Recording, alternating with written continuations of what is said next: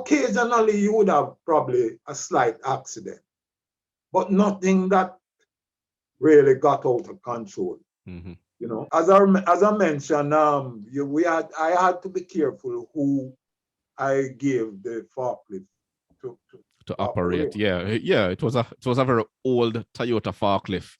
Yes, I think and the manufacturer date on it was something like 1972, 1974. So yeah, we had to be yeah, nursing it as much as possible. exactly. And it did the job, but Yes. it's only when we got the bigger forklifts now, the more modern machines that we realized that boy, you know, we were we were doing most of the work for the forklift. But Exactly. I Yeah. tell you, Yeah. man, Yeah. I say you you have what are your suggestions recommending to the dealership? Yes, because I Well, mean, the why I asked that question is because with the vast amount of experience that you had working mhm. from the 1980s up until the late 2000. I Yes, mean, indeed. yeah, I mean, and then you also acted in the role of consultancy for a number of Yes, us. Yeah, because a number yes, of indeed. a lot of the junior staff looked up to you and you trained them in terms of warehouse management and operations, Yes, I did. right? And Yes, I did. you were there, and you went through a lot of managers, you went Yes, through a lot of managing directors, you went through a lot of changes that yes. happened both on the But, local scene and but then the men, also and also on the international market, because as you know, anything that transpires on the global market affects the automotive industry directly. It impacts it, indeed. right? And you were able to withstand all that storm and all that weather. Yes, indeed.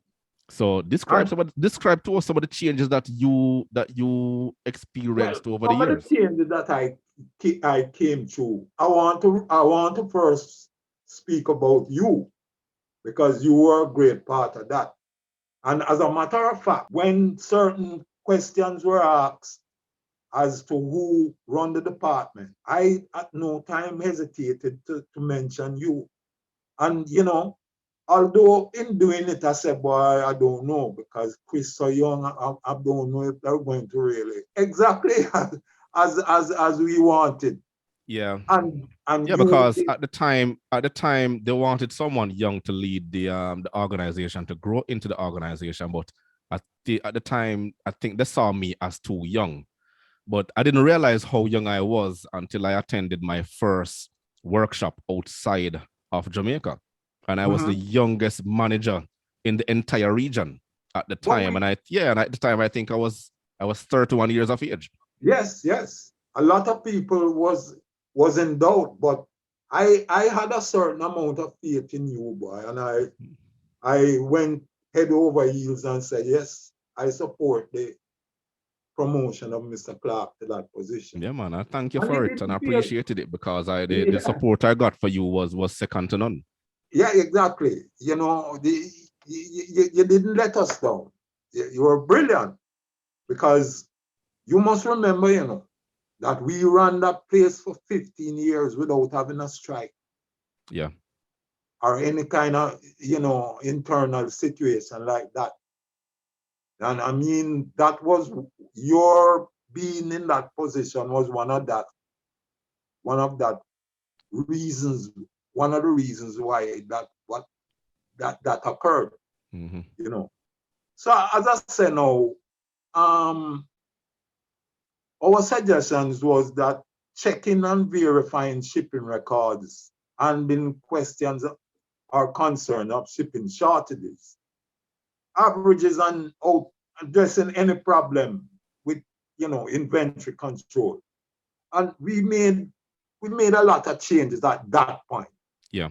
because things were moving rapidly now. We were coming into the Kaizen year, and you remember the hauling down and things that we had to do. Hmm. Hmm. And Yeah. the Japanese were always around. But one thing I really appreciate and admire about these Japanese, Chris, was the way that they came and Mr. Takeuchi would Hmm. take off his suit and kneel down and work with us. Yeah. Yeah. and you know, they didn't hesitate to tell us the intricacies and things like that about Yeah. We were being exposed to a totally different culture and how they exactly. operate in the East as opposed to our egotistical mindset here in the West. Yes, indeed, Yeah. indeed, indeed, and you know, and it bore fruit for them because Toyota was always on top from the middle 90s coming right down, Yeah. always on top. And Always. and as I say, we did a lot. Now at this point, our checking and verifying shipping records, handling of questions or concerns of shipping shortages was basically sometimes things got broken outside of the premises. Yeah. The container would come, we open it, and you remember what we found on more than one occasion, Mm-hmm. you know. And as I say, those are the times now you have to be on your feet, you have to be on your toes. Yeah. Be careful when you're dealing with incoming goods and all that. Right.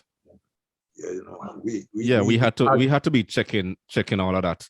And then yes, part of the process we changed. Remember, after a while, we got the approval from from customs at the time when they mhm. implemented, I think it was a AES system. I don't quite remember the acronym, where we could have directly bypass a lot of the customs regulations and have the Yes, container sent directly to us, yes, right? yes, And then we will just yes, unpack and everything, and all they will do is just do an inspection every now and then, because yes, and an inspection. they gave us the approval as a certified importer because Yes, of the trust, and our documentations were always up to speed, and it gave them the scrutiny to audit us anytime. So that was based on the trust that we had developed over the years.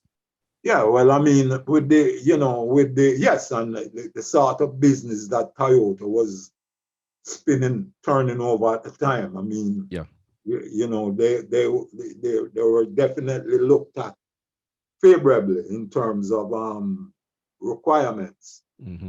to continue with the building of Toyota, Yeah, of building course, of the because rest we were bringing in a container every week. A every 40-foot week. container would be on the Mhm. premises every week. Yes, And well, that's the yes, yeah, and that's the type of volume we were turning over. yes.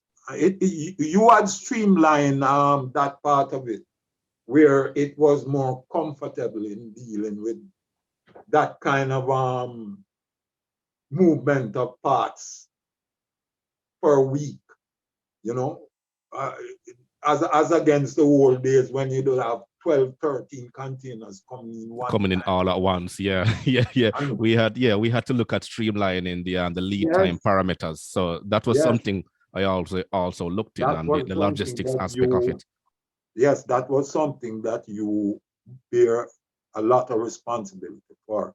And it made things much easier, you Mm-hmm. know, to identify and not being worried to have one container waiting for a week before you can touch it. Yeah, Yeah, yeah. you And know, that was the customer would be there patiently, well, not patiently, exactly, just frustrated because they needed that part to purchase to repair their cars.